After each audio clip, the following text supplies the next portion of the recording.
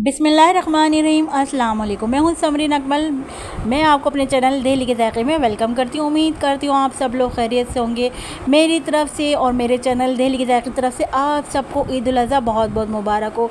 जैसे कि आप जानते हैं कि आज ईद का दूसरा दिन है, तो क्यों ना आज दूसरे दिन कुछ ख़ास बनाया जाए स्पेशल रेसिपी के साथ। बिरयानी, कौरमा, कढ़ाई, ये सब तो हम लोग खाते ही रहते हैं।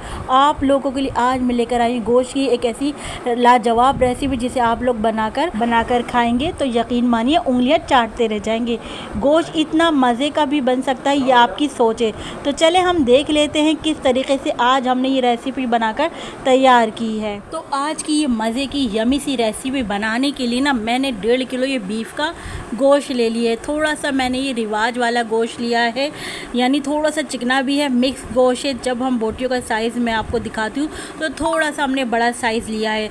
तो कुर्बानी का ताज़ा गोश्त जब हम इस तरीके से बनाते हैं ना तो ये बड़ा ही लाजवाब बनकर तैयार होता है। मैं बीफ से बना रही हूँ, आप इसको मटन से भी बना सकते हैं और चाहें तो इसमें हड्डी वाला गोश्त भी ले सकते हैं, जो कि हड्डियों का जब इसमें से अरक निकलेगा तो बहुत मज़े का ही नमकीन गोश्त बनकर तैयार। यहाँ पर गोश्त को मैंने कढ़ाई में शिफ्ट कर दिया। अगर आप चाहें तो प्रेशर कुकर में भी बना सकते हैं। मैंने यहाँ पर कढ़ाई में बना रही हूँ और ये ऑथेंटिक रेसिपी पेशावरी का जो नमकीन गोश्त होता है उसमें जो कि कुछ भी नहीं डलता, सिर्फ़ और सिर्फ नमक डलता है।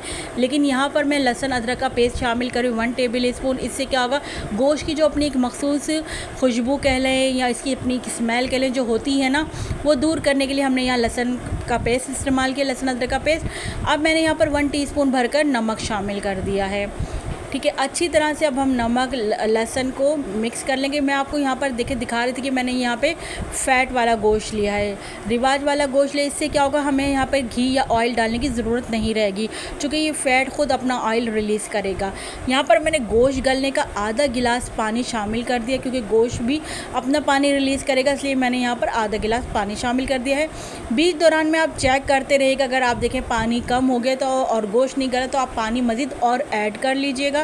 यहाँ पर मैं पानी, नमक और लहसुन अदरक के पेस्ट को गोश्त में अच्छी तरह से मिक्स कर रही हूँ। अच्छा, यहाँ मैंने अभी फ्लेम को ऑन नहीं किया है। जब मैं अच्छी तरह से मिक्स कर लूँगी फिर मैं फ्लेम ऑन कर लूँगी। अब मैंने यहाँ पर फ्लेम को ऑन कर लिया है। स्टार्ट में मैं हाई फ्लेम पर रखूँगी, क्योंकि हमने पानी का जो गोश्त है इसमें एक उबाल लाना है। जैसे इसमें एक जोश आएगा ना, फिर हम इसको मीडियम टू लो पर कवर करके रख देंगे। तो अभी मैं आपको दिखाऊँगी, जैसे इसमें उबाल आएगा तो हम इसको मीडियम टू लो पर कर देंगे। ये इतने मज़े की रेसिपी बनती है ना कि इसमें आप देख रहे हैं कुछ भी नहीं डाला हमने, फिर भी ये इतने मज़े की रेसिपी होती है। आप लोगों ने एक बार ज़रूर ट्राई करना है। तो देखिए, मैं आपको दिखा रही थी कि जैसे इसमें एक जोश आया, उबाल आया, तो मैं एक दफ़ा इसको अच्छी तरह से मिक्स कर रही हूँ और मिक्स करके फिर मैं कवर करके रख दूँगी 45 मिनट्स के लिए। अमूमन आम गोश्त जो 45 मिनट्स में गल जाता है, ये आप चेक कर लीजिएगा। यहाँ पर पकते हुए गोश्त को तकरीबन 1 घंटा हो गया है। बीच बीच में मैं चेक करती रही थी और मुझे ज़रूरत पड़ी थी, मैंने इसमें पानी भी शामिल किया था थोड़ा सा, यानी आप समझ लें टोटल इसमें 1 गिलास मैंने पानी शामिल किया था।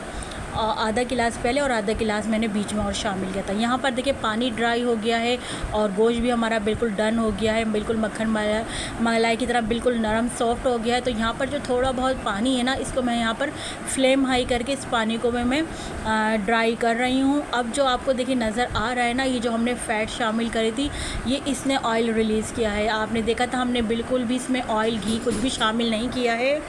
देखिए यहाँ पर फ्लेम हाई करके हम तमाम पानी इसका ड्राई कर रहे हैं। अब जो ये ऑयल रह गया है, जो इसने रिवाज ने ऑयल रिलीज़ किया था, बस अब ये वही है इसमें।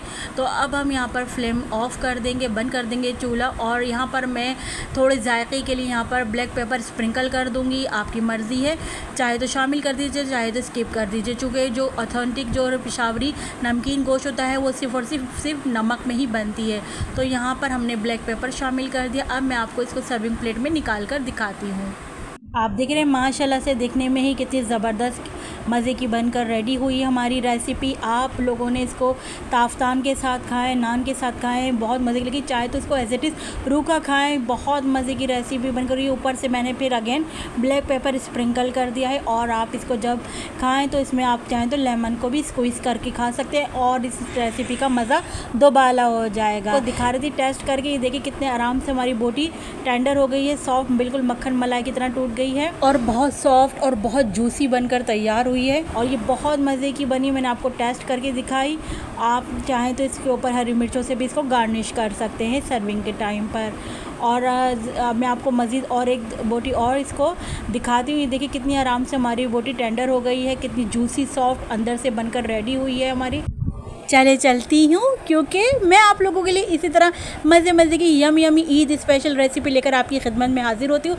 जब तक के लिए मुझे समरीन अकमल को दिल के ज़ायक़े से इजाज़त दीजिए। अल्लाह हाफ़िज़।